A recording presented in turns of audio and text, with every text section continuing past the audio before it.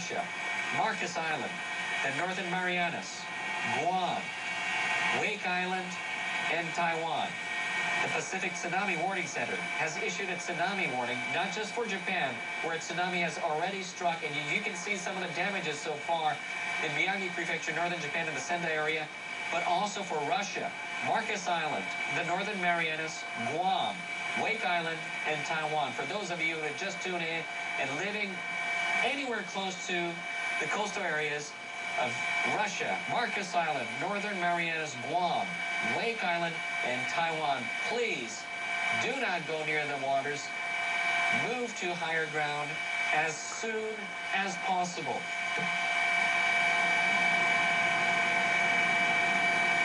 You're watching NHK World, and a major earthquake hit Japan Friday afternoon. This happened about an hour and 20 minutes ago. Japan's meteorological agency says the quake measured magnitude 8.4. The agency has issued a tsunami warning for Japan's Pacific coast. In northern Japan's Iwate Prefecture, tsunami waves of up to 4 meters were observed soon after the quake. The agency is warning that the tsunami could be between 6 and 10 meters. You're seeing some of the tsunami damage so far in Miyagi Prefecture, in the Sendai area, where some of the homes and farms have been flooded when the tsunami went upstream a river.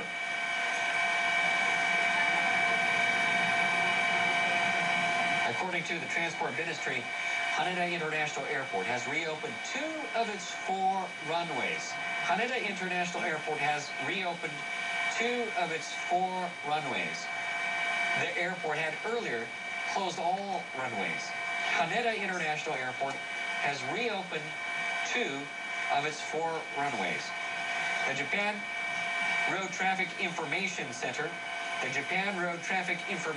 and police say expressways around Tokyo and northeastern Japan have been closed. The Japan Road Traffic Information Center and police say expressways around Tokyo and northeastern Japan have been closed. According to Toshiba Elevator, it assumes that most elevators came to a halt in the region affected by the disaster. According to Toshiba Elevator, it assumes that most elevators came to a halt in the region affected by the disaster. At the moment, the company has been collecting information about mechanical troubles. The industry minister's Nuclear and Industrial Safety Agency has put in place an emergency center for the earthquake. It'll collect information concerning damages caused by the earthquake to nuclear power plants around the country. For those of you who just tuned into NHK World, you're seeing live coverage of Miyagi Prefecture in the Sendai area, where a tsunami has struck. A major earthquake hit Japan on Friday afternoon. Japan's meteorological agency says the quake measured magnitude 8.4. The agency has issued a tsunami warning for Japan's Pacific coverage there in Japan. They keep talking about an 8.4. Of course, what we're dealing with here is an 8.9 magnitude quake, a great quake. And I want to make the point, too, I've actually received a tweet here from a person who's in Japan. I've asked them and sent them a tweet to ask for their number so we can talk to them. But they're saying frequent aftershocks, the first time in my life in Japan. So this is a traveler, a tourist in Japan who's tweeting to me, and anyone else who is in Japan who wants to send a tweet, please take the time, feel free if it's safe to, at Rosemary CNN. You know, do get online if you can and send a Twitter. But let's go back to these pictures now. I might just get that sound turned down in my ear if you don't mind. It's a little distracting just from the pictures. Thanks so much. Now, we're looking at all of this debris on the ground there, just moving right across Japan, coming from the coastal areas. We see the boats, we see cars, we see mud, all the debris moving through there. Thankfully, a lot of this is farming area, but it is moving into some buildings there, and we saw some ablaze on the ground. I want to go back to Ivan Cabrera, see what additional information Ivan has. What are you finding out? What are you learning now? Well, we just had another major earthquake offshore of Japan, a 7.1, which would be devastating enough, if certainly shallow enough and closer to the shore. some of these folks in these farmlands and some of these buildings have no idea what is happening right now. They are perhaps 100+ kilometers away from the shore, and they are seeing on a sunny day in Japan this coming in. I mean, unless you're watching TV, or unless you're listening to the radio, you're not going to have any idea what's coming up here. So this is where we get the casualties, where folks are not aware of what's coming and not able to reach a higher ground. So unfortunately, the tragic thing is we're seeing that wave of mud and debris and buildings and fire just encompass some of those homes there, and we hope they're empty, but certainly some of them probably are not, Rosemary, there. So there you see the initial wave coming in. Also want to keep monitoring, folks in the back, the shoreline, because I wouldn't, again, this has not happened once. So we are talking about a tsunami that comes in, the first initial wave, and then we get another wave and perhaps even a third wave after that. With an 8.9 great earthquake, that shallow, that close to the shore, there are going to be more tsunamis coming in. So we'll have to watch that very closely there. That doesn't look good there. You see the breakers there again, an ongoing threat here. So this is going to be historic indeed. Indeed, and where people can, and of course it is very difficult, you need to get to higher ground. And any of those countries we've mentioned, any of the coastal areas, you need to move, and you need to move quickly and get to higher ground. I've got Matt Alt on the line now. He's talking to us from Tokyo. He was there, of course, when this earthquake hit, now an 8.9 magnitude quake. Matt, tell us about the situation for you when this magnitude 8.9 hit. Well, it was absolutely unlike anything I've ever experienced before. I've been living here for 8 years now, and this was quite simply the biggest, longest-lasting earthquake I've ever experienced here. And that's it, because Kyung-la, our reporter there, was saying she thought it was 4 to 5 minutes. Was that your sense as well?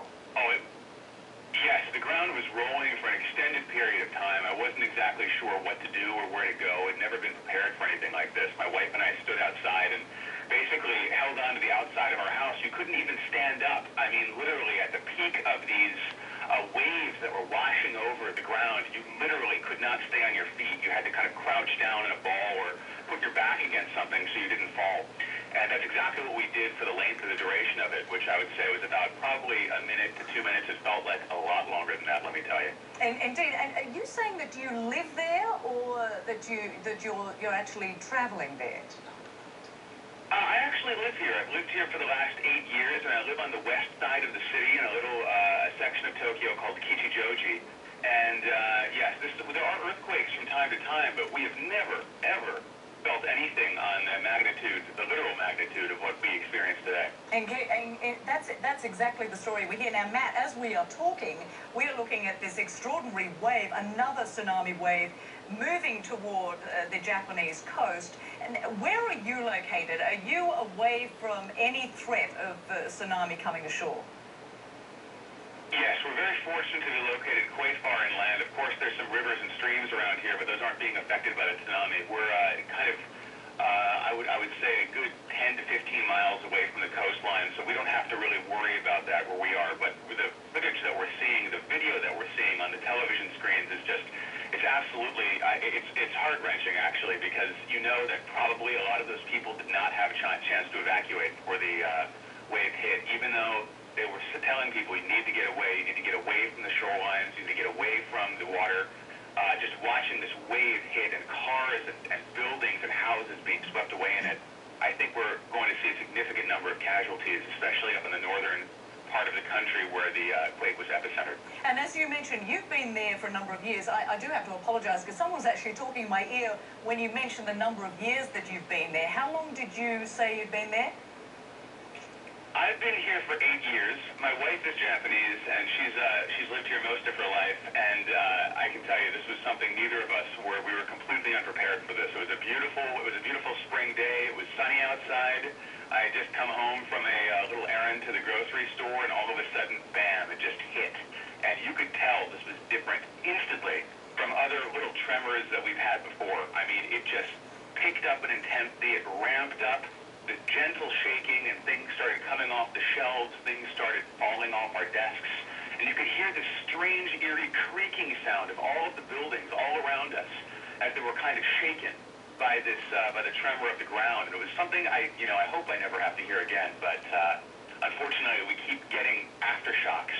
We've had 3 or 4 so far, and there's probably going to be other ones as well. And the reality is, I mean, living in Japan, this is something that you're very used to. But as you say, and of course as people who've lived there all their lives, they know when this is different, and this felt very different.